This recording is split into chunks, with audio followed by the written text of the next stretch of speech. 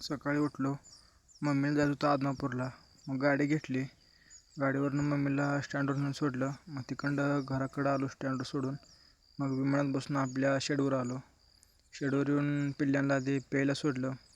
मग त्यांना टॉनिक पाजून घेतलं. आज ज्वारी खायला ठेवली होती.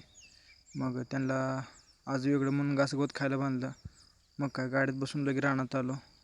तिकडं लगेच फोन आला, आपल्याला मकवान भरायचं आहे. मकवान घेतलं होतं आपण. मग ट्रॅक्टरवाला ते आला. मग मकवान हे भरून घेतलं आणि हे सगळं आम्ही घरच्या घरी रचलं आहे. वर पप्पा दावे बांधलेत. तिकडं घरून वैरण टाकली तर पाऊस आला. मग पाऊस तीन उघडल्यावर रानात येऊन वैरण तीन काढून घेतली सगळी. मग नंतरच्याला धारा काढायच्या होत्या. दुधाची मशीन ती जोडून चालू करून सगळ्या गायांच्या धारा ती काढून घेतल्या. मग लगेच वैरण बारीक करायला घेतली.